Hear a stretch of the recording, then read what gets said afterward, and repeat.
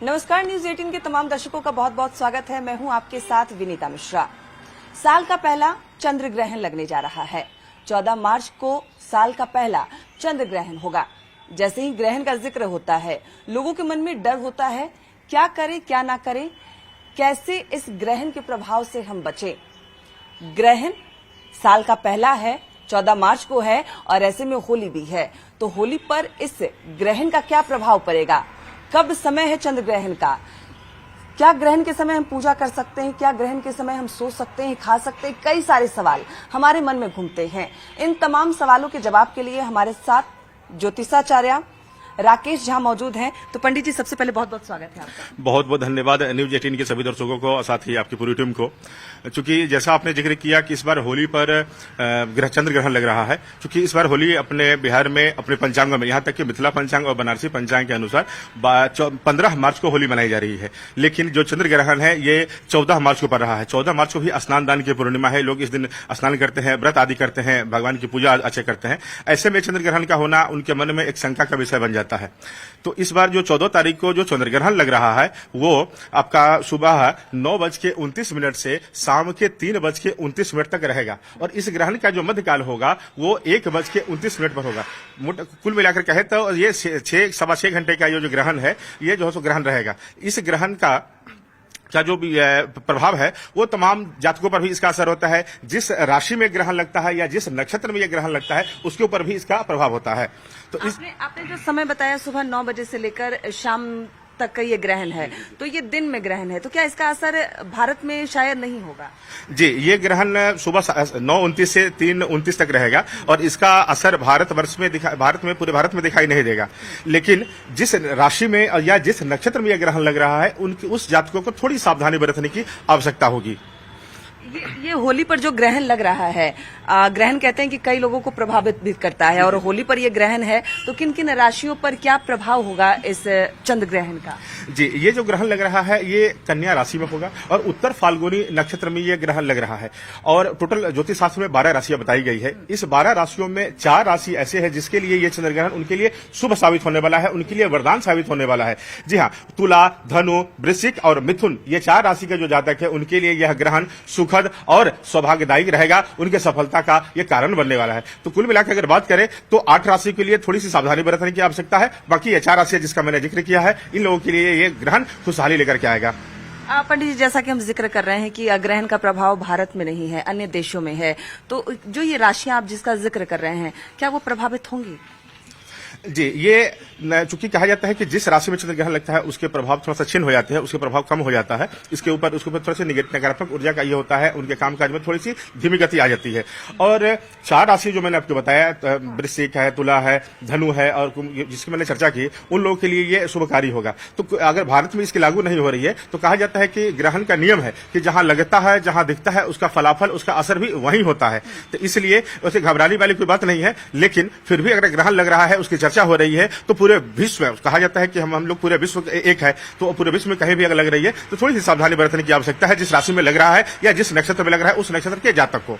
बिल्कुल, ग्रहण का जिक्र होता है तो हम सावधानी की बात जरूर करते हैं, और आप भी बोल रहे हैं कि सावधानी बरतने की जरूरत है।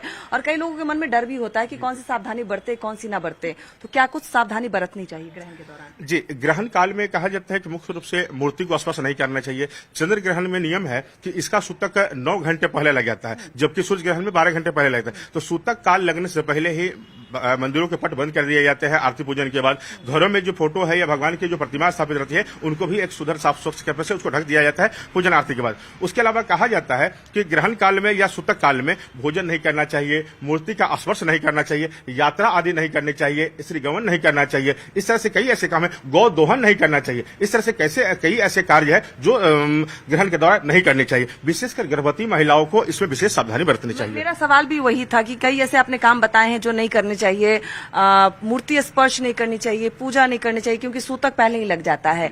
खासकर जो गर्भवती महिलाएं होती हैं उन्हें भी बड़ा डर होता है, क्योंकि कहते हैं कि अगर हम कुछ उल्टा पुल्टा कर दिए तो उसका असर बच्चे में पड़ता है। तो गर्भवती महिलाएं किन किन सावधानियां का पालन करे, क्या कुछ काम करे? जी, अपने हिंदू धर्म में विशेषकर गर्भवती महिलाएं ग्रहण के नाम से सुन करके उनके पूरा परिवार ही बहुत ही थोड़ा सा स्थिति उनकी वो हो जाती है, वो पंडित और ज्योतिषी के संपर्क में आते हैं और उनके सावधानी और समय आदि पूछते हैं। तो मैं आपको बताना चाहूंगा कि ग्रहण के दौरान गर्भवती महिलाओं को विशेष रूप से चाकू छुरी आदि नहीं चलाना चाहिए, कोई चीज काटना नहीं चाहिए। कहा जाता है कि ऐसा करने से उसका सीधा असर उस बच्चे पर होता है।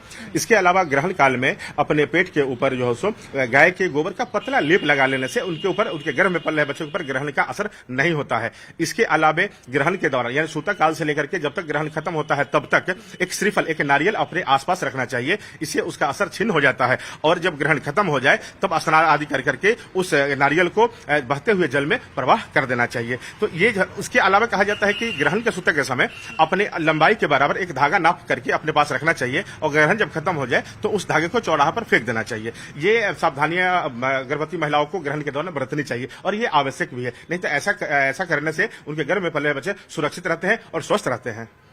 मतलब गर्भवती महिलाएं ऐसे अपने नाप का वो धागा रखें, परहेज करें, तो ग्रहण का प्रभाव उन पर, उनके बच्चों पे नहीं पड़ता। जी जी जी, श्रीफल आदि रखने से, क्योंकि ग्रहण के दौरान क्या है कि कई अनिष्ट ग्रह है, जैसे मैं बात करूं राहु और केतु छाया ग्रह है, तो इस दौरान उनकी प्रबलता बढ़ जाती है, तो उसको जो निगेटिव एनर्जी है वो डायरेक्ट उनके ऊपर अटैक करता है। तो इस सबसे बचने के लिए धागा नाप देने से या श्रीफल आदि रखने से, चाकू छुरी नहीं का उपयोग नहीं करने से इस सबसे बचाव हो जाती है। यहाँ तक कि उस महिला का तो बचाव होता ही है, इसके अलावा गर्भ में पल रहे बच्चे का भी बचाव होता है। तो इसके लिए बहुत सावधानी बरतनी एकदम आवश्यक है। बिल्कुल, तो हमारे सनातन में हर चीज का जो आप कह सकते हैं कि उपाय है वो है। ग्रहण लगता है वो एक ग्रह है, लेकिन उससे बचने के उपाय भी बताए गए हैं और पंडित जी वही बता रहे हैं कि अगर गर्भवती महिलाएं हैं, उन्हें अगर डर लग रहा है कि बच्चा है, साल का पहला ग्रहण है, क्या कुछ करे, कैसे बचाव करे, तो वो इन नियमों को करके खुद को सुरक्षित रख सकती हैं, अपने बच्चे को सुरक्षित रख सकती हैं। ग्रहण के दौरान हम खाने पीने का भी जिक्र करते हैं। कई लोगों को कहते हैं कि खाना पीना नहीं चाहिए, कई लोग विशेषकर कुछ ऐसे सामान खाने से परहेज करते हैं जिससे ग्रहण का बुरा प्रभाव पड़ सकता है। पंडित जी, खाने पीने के मामले में भी ग्रहण का बड़ा संबंध है। खाना पीना चाहिए, अगर नहीं खाना पीना चाहिए, अगर खा भी रहे हैं तो क्या कुछ हम परहेज कर सकते हैं? जी, ग्रहण के दौरान तो खाने पीने की मनाही होती है, क्योंकि कहा जाता है कि उस दौरान नहीं खाना चाहिए। उस समय जो है सो अनिष्ट ग्रह और नकारात्मक ऊर्जा का प्रबलता ज्यादा रहता है, तो उस खाने में भी उसका असर आ जाता है। तो उस तरह का भोजन करने से हम बीमार हो जाते हैं, हम अस्वस्थ हो जाते हैं, हमारे ऊपर ग्रहों का प्रकोप बढ़ जाता है। इसलिए खाना पीना ग्रहण काल में, सूतक काल में वर्जित माना गया है। यहाँ तक कि कहा गया है कि अगर भोजन ग्रहण के समय भोजन की बनी हुई कोई सामग्री अगर बची हुई है, दूध, दही, घी आदि अगर बचा हुआ है, उसमें तुलसी पत्ता या कूस आदि डाल देने से उसका प्रभाव उसके ऊपर नहीं होता है, क्योंकि उसके जो नकारात्मक किरणें आती है वो उसमें प्रवेश कर जाते हैं, इसलिए उसे ग्रहण करने से तबीयत अस्वस्थ हो जाता है। तो ऐसा करना चाहिए। इसके अलावा शास्त्रों में 3 लोगों को ग्रहण के दौरान, सूतक के दौरान खाने पीने की प्रावधान है। 3 लोगों को। पहला उसमें आता है बच्चे, जो छोटे बच्चे होते हैं वो पथ ले सकते हैं, फलाहार ले सकते हैं या हल्का फुल्का भोजन कर सकते हैं। दूसरे आते हैं वृद्धजन, जो वयोवृद्ध है, उनको जो है सो हल्का पथाहार या फलाहार आदि उनको दे सकते हैं। तीसरा आते हैं बीमार व्यक्ति, जो बीमार है, चाहे वो स्त्री हो या पुरुष हो, वो जो बीमार है उनको औषधि लेनी है, दवा अगर लेना है समय से, तो वो ले सकती है। शास्त्रों में इस तरह का जो है सो ऐसे 3 लोगों के लिए प्रावधान बताया गया है। यहाँ तक कहा जाता है कि ग्रहण के दौरान अगर भरा हुआ पानी पीने वाला रखा हुआ है तो उसको हटा देना चाहिए और ग्रहण के जो सूतक खत्म हो जाए फिर उसके बाद जो है सो उसमें ताजा जल भर करके फिर उसका ग्रहण कराना चाहिए, उसको पीना चाहिए। मतलब जो छोटे बच्चे हैं, जो वृद्ध हैं और जो बीमार हैं, वो तीनों खा पी सकते हैं, बाकी लोगों को परहेज करना है। बिल्कुल बिल्कुल बिल्कुल। खाने पीने से मतलब है कि पूर्ण भोजन नहीं, मतलब पथ के जो जरूरी चीजें हैं, फलाहार लेना है, पथ का के लिए आहार लेना है या दवा लाना है, उसको पहले कुछ खाना है, तो इस तरह की चीजें वो ले सकते हैं। जैसे आपने बताया कि शिशु, वृद्ध और बीमार व्यक्ति खा पी सकता है, तो क्या खाने पीने के सामान में भी कुछ परहेज है कि वो कुछ भी खा सकते हैं? नहीं, कुछ भी खा सकते हैं, लेकिन मुख्य भोजन को छोड़ करके फलाहार, पथाहार के रूप में हम लोग कुछ ले सकते हैं। चंद्र ग्रहण में पूजा का क्या प्रावधान है, क्या पूजा किया जा सकता है? ये चूंकि कहा जाता है कि चंद्र ग्रहण में सूतक 9 घंटे पहले लग जाता है, इस दौरान मंदिर के पट बंद हो जाते हैं, घरों में भी जो मंदिर हम लोग जहाँ रखते हैं, जहाँ देवी देवताओं को स्थापित करते हैं, उसको ढक दिया जाता है, तो पूजा पाठ तो बंद ही हो जाता है, पूजन सामग्री आदि के भी स्पर्श नहीं होते।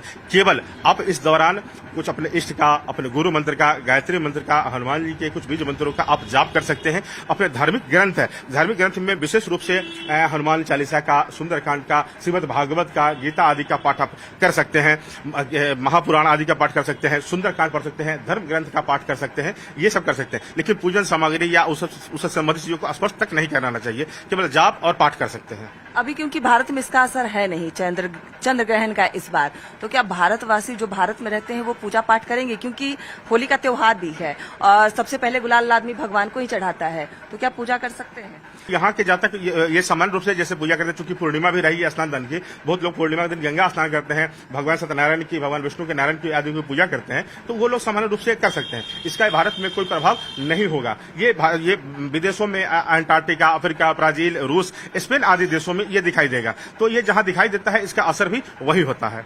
यही सवाल था कि कौन कौन से देश में ये ग्रहण दिखने वाला है? जी, ये जो चंद्र ग्रहण है ये यूरोप में, मध्य एशिया, पश्चिम अफ्रीका, उत्तरी अफ्रीका, दक्षिणी अमेरिका, पैरासिक क्षेत्र में Antarctic, Canada, Brazil, Spain, France, Italy, Libya, पूर्वी रूस और अंटार्कटिका में देखा जाएगा। ये इसका ग्रहण का असर भारत में नहीं होगा। तो ये कई ऐसे देश हैं जहां पर ग्रहण का प्रभाव दिखेगा, भारत में नहीं है, लेकिन जो भारत में लोग रहते हैं उनके मन में डर जरूर है कि ग्रहण का क्या प्रभाव पड़ेगा। और उसमें से एक सबसे बड़ा डर ये भी है पंडित जी कि ग्रहण काल में क्या हम सो सकते हैं? क्योंकि चंद्र ग्रहण रात में होता है, रात में लोग सोते हैं, तो क्या सोना चाहिए ग्रहण काल में या नहीं? ये जो ग्रहण है ये दिन में लग रहा है, सुबह लगभग 9:29 मतलब 9:30 से लेकर के 3:30 बजे के आसपास का ये ग्रहण है, तो ये दिन क्या काल रहेगा, तो उस समय जो सो चूंकि ग्रहण में ऐसे भी सोने वर्जित है, लेकिन रात्रि काल में मध्यरात्रि आदि में रहती है, तो कहा जाता है कि हम सोए ग्रहण निकल जाता है तो उसका प्रभाव नहीं होता है। लेकिन चूंकि इस बार का जो ग्रहण है ये दिन में है, तो दिन में है तो ऐसे भी इसलिए नहीं सोएंगे। हाँ, जहां तक बात है कि जो वृद्ध है या छोटे बच्चे हैं, जो बीमार है, वो जो है सो आराम की मुद्रा में वो बिस्तर पर लेटे रह सकते हैं, उनको इस सब चीज की मनाही नहीं होती है। बाकी जो सामान्य व्यक्ति है, जो स्वस्थ है, वो उनको इस दौरान नहीं सोना चाहिए। ग्रहण के दौरान दान पुण्य का भी बड़ा महत्व है। पूजा पाठ तो आदमी नहीं करता, सूतक लग जाता है, लेकिन कहते हैं कि दान देना चाहिए। क्या महत्व है इसका? जी, कहा जाता है कि ग्रहण काल में अगर हम गंगा स्नान करते हैं तो उसका 1000 वाजपेयी करने के समान पुण्य होता है। इसके अलावा ग्रहण जब खत्म हो जाए, उसका सूतक जब खत्म हो जाता है तो स्नान करना चाहिए। अगर संभव है तो गंगा स्नान करना चाहिए, अगर संभव नहीं है तो स्नान जल में ही गंगा जल मिला करके, संगम जल मिला करके आप स्नान करेंगे तो भी आपको गंगा स्नान के समान ही पुण्य मिलता है। और इसके अलावा घर में गंगा जल में इत्र मिला करके सारे घर में छिड़काव करना चाहिए। क्योंकि मैं सलाह दूंगा आपके दर्शकों को कि इस कार्यक्रम के माध्यम से कि ग्रहण नहीं लग रहा भारत में, फिर भी अपने घर के शुद्धि के लिए ग्रहण के जो सूत्र खत्म हो जाए तो गंगा जल में इत्र मिला करके अपने पूरे घर में इसका छिड़काव करें। इससे धन लक्ष्मी और सौभाग्य की प्राप्ति होती है। जैसा आपने जिक्र किया कि क्या दान करना चाहिए, कहा जाता है चूंकि ये चंद्रमा का है, चंद्रमा सफेद होते हैं, तो इसलिए सफेद फूल और सफेद चंदन, अक्षत आदि से चंद्रमा के साथ साथ भगवान शिव की पूजा करेंगे तो उनको बहुत पुण्य की प्राप्ति होगी। क्योंकि शिव जी के माथे पर चंद्रमा विराजमान है, शुभमान है, तो उनकी पूजा करना शुभ होगा।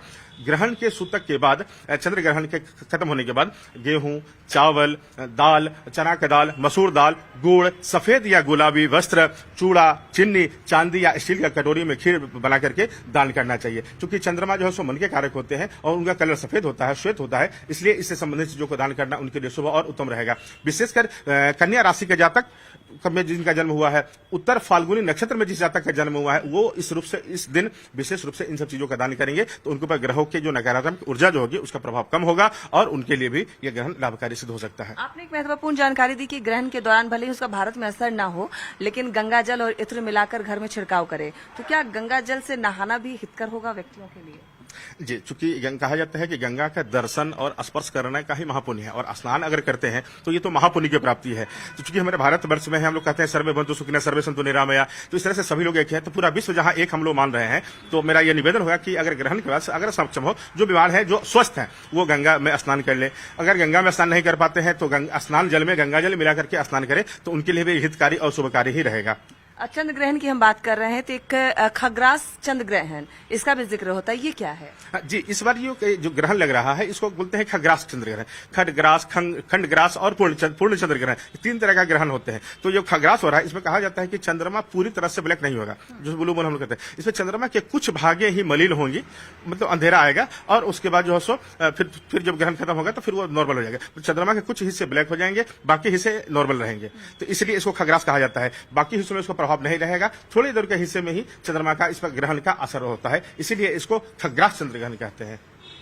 चंद्रमा को मन का कारक भी कहते हैं, तो कैसे प्रभावित करने वाला है ये विचार? ज्योतिष शास्त्र में चंद्रमा को मन का कारक बताया गया है। तो कहा जाता है कि चंद्रमा के प्रभाव के कारण ही लोगों का मन विचलित होता है और स्थिरता आती है, या चंद्रमा जिनका मजबूत है उनका मन स्थिर होता है। जिन लोगों की कुंडली में चंद्रमा अगर मजबूत स्थिति में होती है तो ऐसे जातक जो हो उनको जातक विशेष फल मिलता है, उसको उन्नति तरक्की होती है, उनके जीवन में स्थिरता आती है। तो ऐसे जातक जिनका चंद्रमा कमजोर है, इस चंद्रग्रहण में चंद्रग्रहण की समाप्ति के बाद वो चंद्रमा की के साथ साथ भगवान शिव की पूजा करते हैं, सफेद फूल जल आदि चढ़ाते हैं, तो उनका चंद्रमा मजबूत होगा और उनके ऊपर ग्रहण का प्रभाव नहीं होगा या कम होगा। भारत में इसका असर तो नहीं दिख रहा है, लेकिन जैसा कि आपने बताया कि जिस तरीके से हम पूजा पाठ कर सकते हैं, विशेष राशियां भी प्रभावित हो रही है। आपने जिक्र भी किया है, चाहे तुला राशि हो, वृश्चिक राशि हो, धनु राशि हो या मिथुन राशि हो, कैसे प्रभावित कर रहा है इन्हें? जी, टोटल 12 राशियों में जो 4 राशि जिसका मैंने जिक्र किया उसमें उनके लिए ये ग्रहण शुभ रहने वाला है। सबसे पहले हम लोग बात करेंगे मिथुन राशि का। तो मिथुन राशि के जो जातक है, इस बार ये चंद्रग्रहण उनके लिए काफी शुभकारी रहेगा, क्योंकि ये चंद्रग्रहण उनके कुंडली के तीसरे भाव में लग रहा है, जो मिथुन राशि के लिए बहुत ही शुभकारी साबित होगा। इस दौरान ग्रहण के बाद उनको 15 दिन के अंदर कहा जाता है कि उनको विशेष सफलता मिलेगी। मंगल का गोचर भी हो रहा है, इसके कारण से उनको करियर में थोड़ा सा संघर्ष के बाद सफलता मिलेगी। उस दौरान उनको बड़े भाई से भी आर्थिक मदद मिल रही है। उसके अलावा उनके बिगड़े रिश्ते भी सुधर जाएंगे। तो कुल मिलाकर अगर बात करें मिथुन राशि के जातकों के लिए, तो यह ग्रहण उनके लिए अच्छा साबित होने वाला है। इसी प्रकार तुला राशि के जो जातक है, 12 राशि में 7वीं राशि होती है तुला राशि। तुला राशि के लिए यह चंद्रग्रहण सकारात्मक साबित होने वाला है, क्योंकि यह ग्रहण उनके 11वें भाव में लग रहा है। दोस्तों द्वारा भी उनको अच्छी खबर मिल रही है, आय में वृद्धि के भी आसार बन रहे हैं, बड़े भाई से करियर में ग्रोथ के भी आसार उनका बन रहा है। वहीं उनके अगर कुछ कहीं निवेश करते हैं तो उसमें उनको अच्छा लाभ का भी मिलने वाला है। अगर व्यापार आदि में है तो उसमें भी वृद्धि होगी। यहां तक कि विदेश यात्रा का भी उनका ये ग्रहण की वजह से योग मिल रहा है, कारोबार में भी उनको तरक्की मिलने वाली है।